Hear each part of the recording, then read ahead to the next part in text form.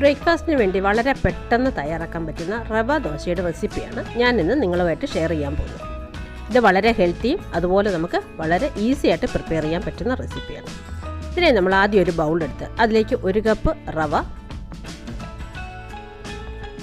1 cup അരിപ്പൊടി, 1/2 cup മൈദ, ആവശ്യത്തിന് ഉപ്പ്, ഇത്രയിലേക്ക് നമ്മൾ കുറച്ച് വെള്ളം ഒഴിച്ചൊന്ന് മിക്സ് ചെയ്തെടുക്കാം. നമുക്ക് ഏകദേശം 2 കപ്പ് വെള്ളം ആവശ്യമുണ്ട്. നമ്മൾ കുറേശ്ശെ ഇതുപോലെ ഒഴിച്ച് കട്ടയില്ലാതെ ഇളക്കി മിക്സ് ചെയ്തെടുക്കാം.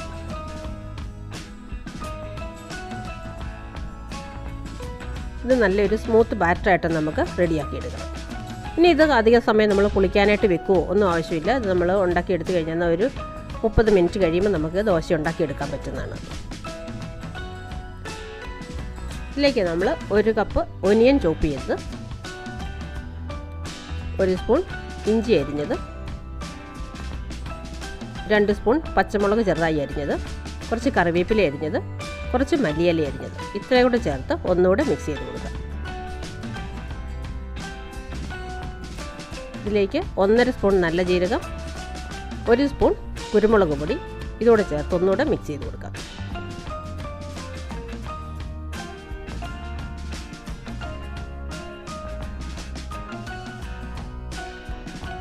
ഇനി ഇതിലേക്ക് ഒരു 2 സ്പൂൺ അധികം പുളിയില്ലാത്ത തൈരും കൂടെ ചേർത്ത് കൊടുക്കാം.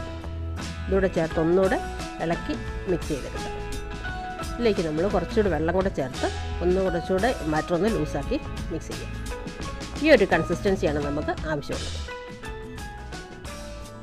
ഇനി നമ്മളിത് 20 മുതൽ 30 മിനിറ്റ് വരെ ഒന്ന് റെസ്റ്റ് ചെയ്യാനായിട്ട് വയ്ക്കാം.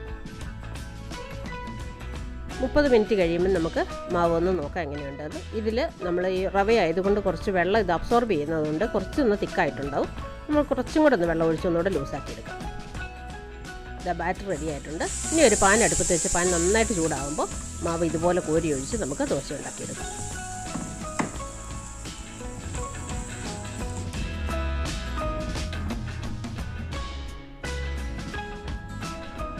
ഇനി ഈ പാനിൻ്റെ സൈഡിലേക്കൊക്കെ ഈ ബാറ്റർ നിർത്താനായിട്ട് നമുക്ക് ഈ പാൻ എടുത്ത് ഇങ്ങനെ ഒന്ന് ചുറ്റിച്ചു കൊടുക്കാം. ഇനി ഈ ദോശ കുറച്ചുകൂടെ ക്രിസ്പി അതുപോലെ ടേസ്റ്റി ആക്കാനായിട്ട് നമുക്ക് 1 സ്പൂൺ ഓയിൽ ഇതിൻ്റെ മേലെ ഒന്ന് സ്പ്രെഡ് ചെയ്ത് കൊടുക്കാം. ഞാനിവിടെ സൺഫ്ലവർ ഓയിലാണ് ഉപയോഗിച്ചിരിക്കുന്നത്. ഇനി നമ്മുടെ ദോശ ഒരു ഗോൾഡൻ ഷെയ്ഡ് ആകുന്ന വരെ നമുക്ക് വെയിറ്റ് ചെയ്യാം. ഇത് ദോശ ഇപ്പോൾ ഗോൾഡൻ ഷെയ്ഡ് ആയിട്ടുണ്ട്. ഇതൊരു പ്ലേറ്റിലേക്ക് മാറ്റാം.